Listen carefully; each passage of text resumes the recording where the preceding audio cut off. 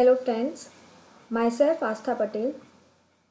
Today I am going to teach you about the approaches and components of in-service education.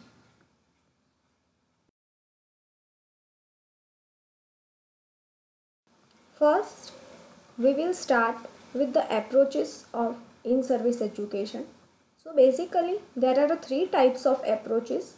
First one is centralized approach, second decentralized approach, and the third one is coordinated approach. So let's see one by one.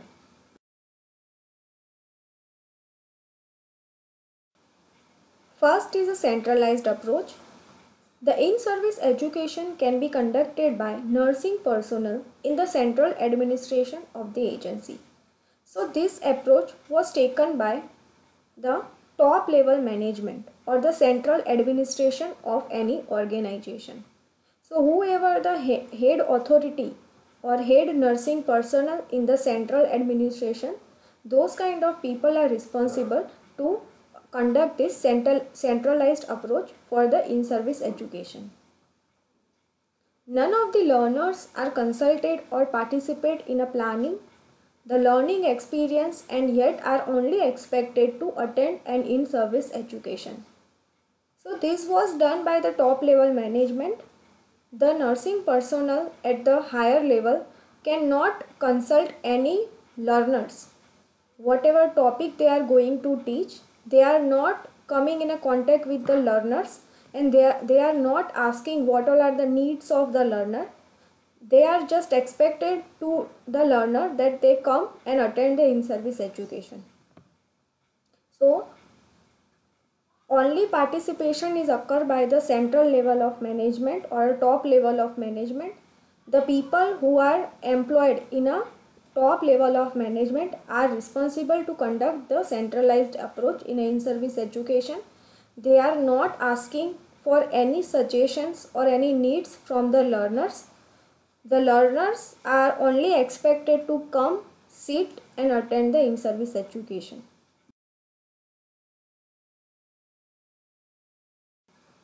Another one is a decentralized approach. It is planned by and conducted for the employees who work together in one or more units or departments. So, starting from the management, we all know that centralized, that means the authority of commands are only in a one hand or in a top level management. Where in a decentralization, the authority or power is on all the departments. This is given to the employee who are giving patients care with a similar condition and having the same goal. So decentralized approach was conducted by the different departments. Centralized approach is conducted by the top level management, whereas decentralized approach is taken or conducted by the middle level management or the low level management. So the employees who have the same goals or having the same characteristics are providing patient care with the similar diagnosis. So this kind of approach are organized for employees having the similar characteristics.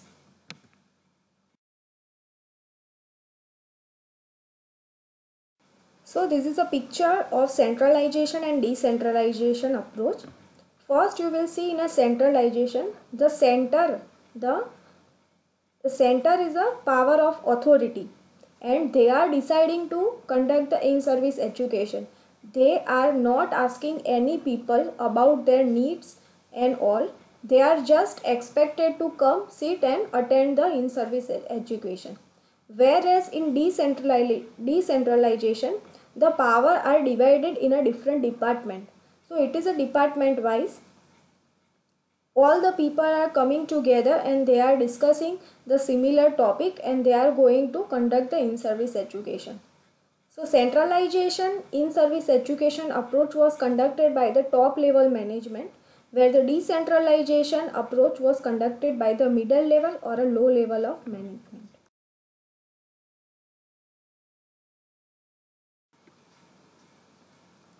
In a decentralization, the employees are expected to keep administration informed of their activities and possibly consult with administration when any help is wanted.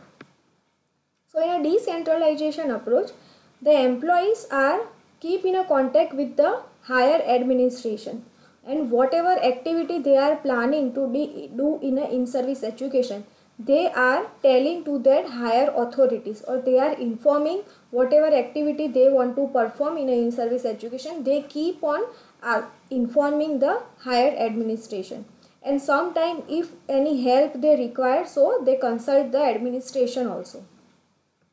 Here, employees are expected to develop and direct their own learning experience, because in a centralization, what happens, all the power are in a central level or top level management, but in the decentralization, each and every employee have a equal chance to become a part of in-service education. So also by means of that, they can create or enhance their own learning experiences also.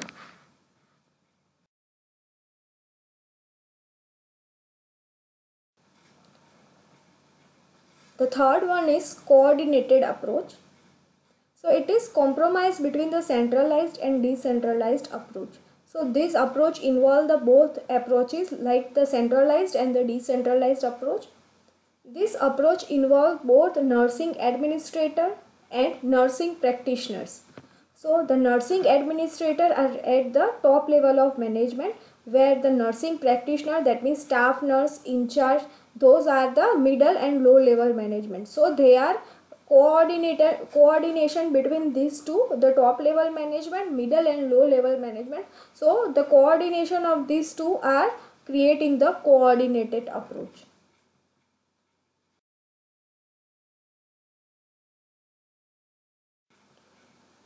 Next one are components or types of in-service education.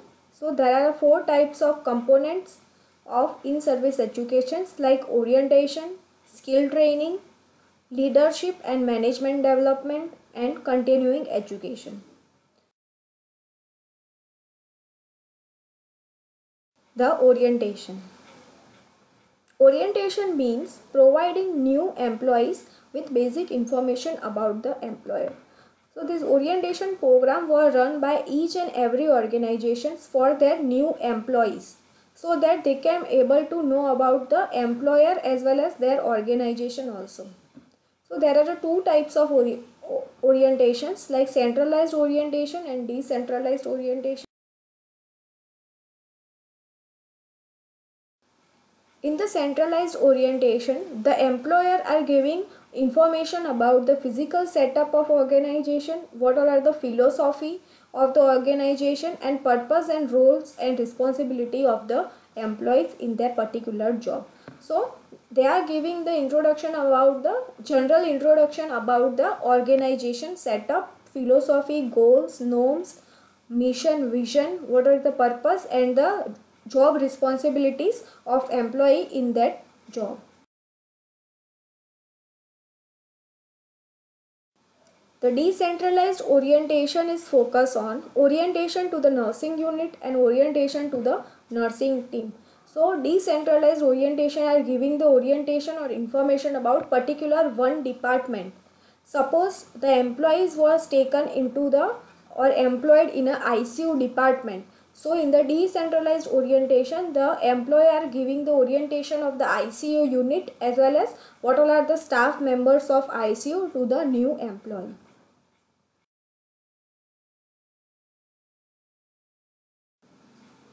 Next component is skill training. It provides employees with the skills and attitude required for the job and keeps them abreast of changing methods and new techniques. So whenever the new employees come in any organizations, so by the help of skill training, the employer try to enhance the skills and attitude which is required for his or her present job.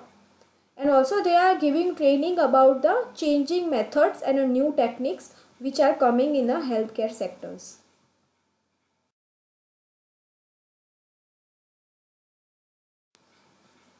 Types of training given by in-service educations include basic literacy training, technical training about specific machineries, interpersonal skill training for a good coordination with all the level of management, problem solving training, and the diversity training. So this type of training are given in the in-service education for the new employees.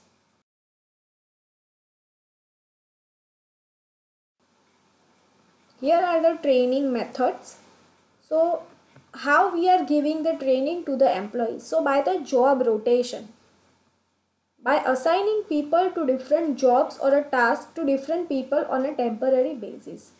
Suppose we have taken the example of the ICU department. If one person or one employee is employed in a ICU department, so after 6 months or after a few periods of time, we are shifting the duty from ICU to the operation theatre. So he or she may become thorough with all the departments. So that is a job rotation.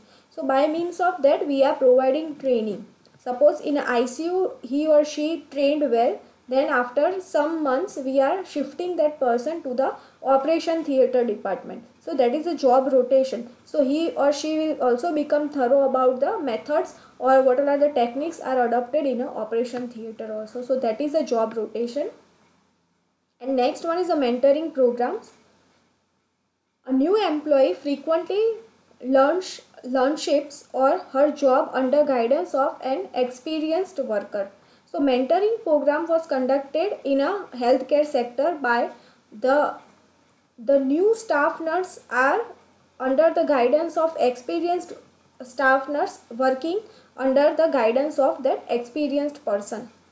If any newcomer came in a hospital, but the person who having the high experience or having the power or authority, so that person is providing guidance to the new nurse how to work in an organization.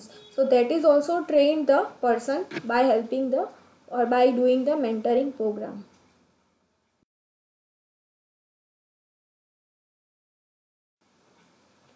Third component is leadership and management development. It equips a selected group of employees to shoulder growing responsibility and a new position. Staff should have skills in a leadership and management in order to guide the employees. So the leadership and management quality each and every employees must have so that they can guide other employees also. They mainly focus to develop the leadership skills, communication skills, performance management skills and decision making skills in the employees.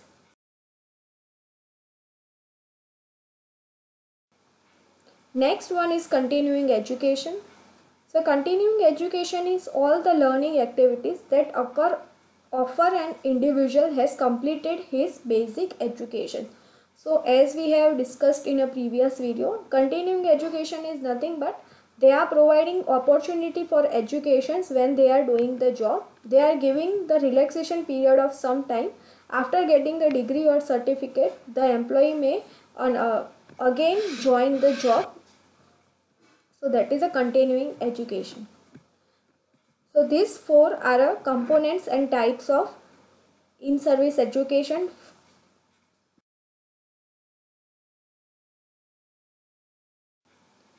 I hope you like my video.